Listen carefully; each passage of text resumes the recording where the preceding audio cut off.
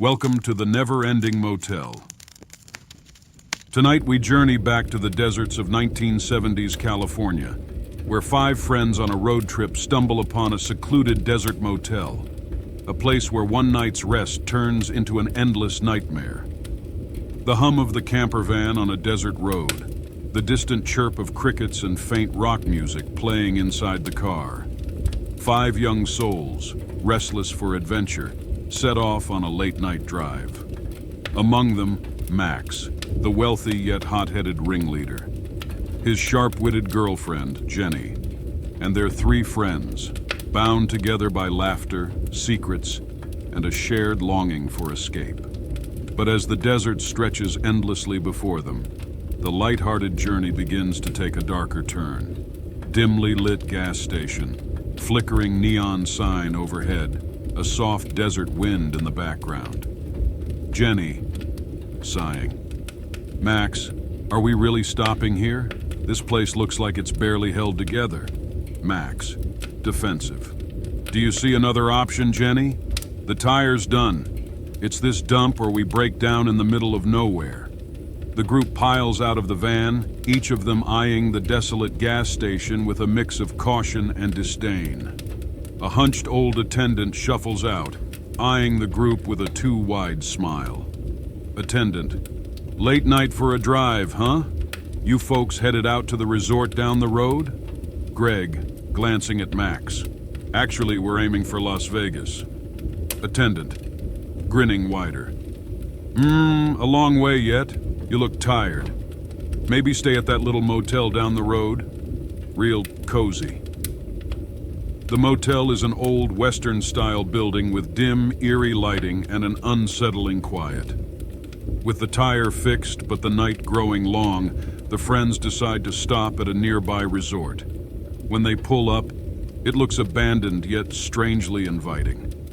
Jenny, whispering to Max, "This place gives me the creeps. Are you sure it's safe?"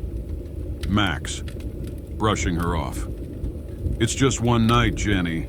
Let's get some sleep and get out of here in the morning." The group checks in, the only sound the hollow echo of the bell as it rings through the empty lobby. A clerk with unsettlingly familiar features hands over the keys, his smile never quite reaching his eyes. Clerk, with a slow, eerie tone.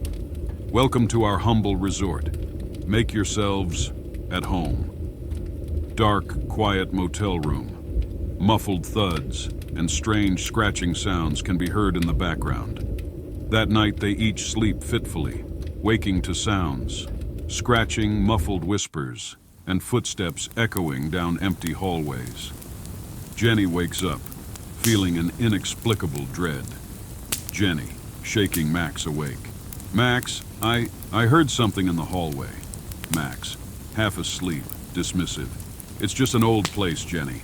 Go back to sleep." But she can't shake the feeling that someone, is watching. And in the morning, a strange stain appears on the wall of their room, as though something had been there, leaning and watching. Early dawn. They pack up the camper van, eager to leave, but as they drive, the desert road loops back to the motel entrance. As the sun rises, the group, now on edge, packs hurriedly, anxious to leave the eerie place behind. But as they pull onto the road, a sickening realization dawns.